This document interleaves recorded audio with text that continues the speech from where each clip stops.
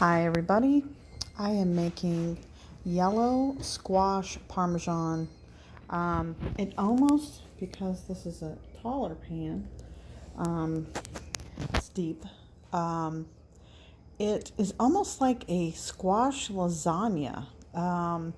I thought about this recipe because have um, we have such a huge harvest of yellow squash right now, um, and that's really nice.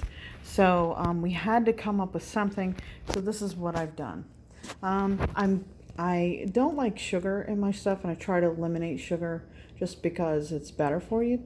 So I use these. If I don't make my own tomato sauce, I will get this, the ragu simply. There's no sugar added, and it has olive oil in it. This recipe for one of these casseroles takes 2 jars of the spaghetti sauce. Roughly, these are 2 cups, 8 ounces. I like this one off the block because it actually melts. Sargento, 8 ounces is 2 cups in there, so I use 2 of these. And I used maybe almost 1 of these.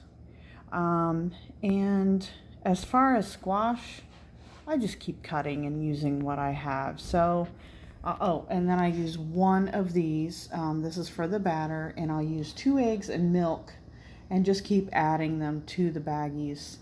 We kind of have an assembly line going right now, to where I sliced up all the squash, and our oldest daughter she has a egg and milk bag, and she's dipping them in there and then taking them and putting the Italian breadcrumbs, and then just putting them in a foil lined pan.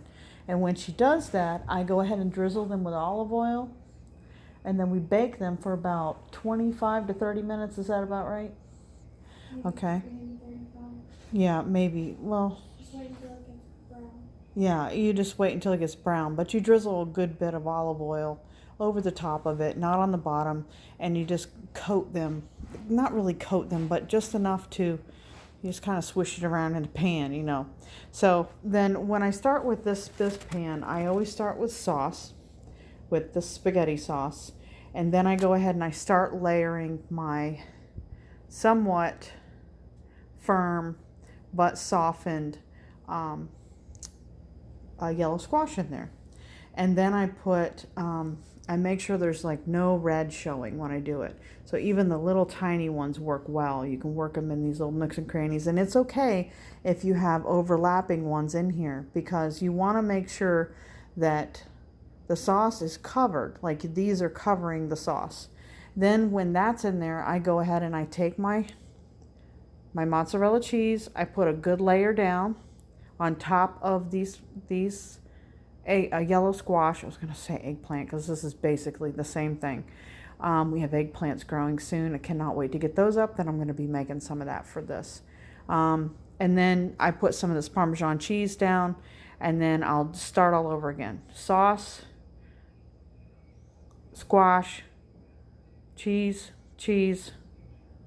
and then drizzle some spaghetti sauce again. Just enough spaghetti sauce so that it covers. And then you just keep doing that until you get to close to the top, to where you don't want it to where when you're stacking these on top. Now I'm going to cut a piece of cardboard and make it a little bit bigger than this. And I'm going to freeze these. I already have, I'm working on 2. Tonight, this is my last one. And I'm going to go ahead and put that cardboard on there. After I put the foil on, I'm going to tighten it the foil really tight on the top of here. And then I'm going to do 350 degrees, write that on there for 35 to 40 minutes.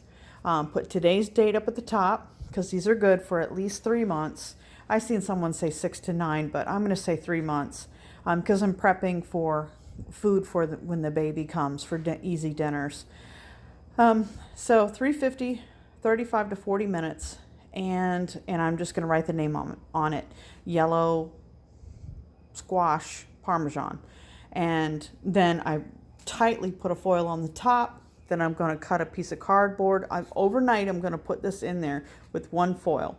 Then for long term, when it gets good and hard in there, I'm going to go ahead and take out that foil pan, and then I'm going to wrap the whole entire foil pan, top and bottom, with the heavy duty foil. And I'm going to just write what it is on the top of it and on the sides of it, so that when I'm looking in the fridge, I can see what it is. And then I will not put the directions on the outside of it, because I want to remember, if you want the directions, there's 2 layers to the foil.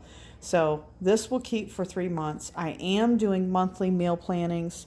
One of these will be for September and one of these will be for August. So that is my yellow squash recipe. And we had it last night and everybody absolutely loved it. And it was enough to feed 4 adults, and 8-year-old and a 6-year-old. And it was very filling, even though there's no meat in this. It was very, very filling and satisfying, and you didn't feel like you had a brick in your stomach. So thank you for watching this video. Please like and subscribe. And if you have any kind of questions or anything of the sort about this recipe, or any other suggestions of what you think it would be cool, other squashes or whatever to try, for me to try in a recipe, I will gladly reply back to you and see what I could do about that. So here you go. Thank you.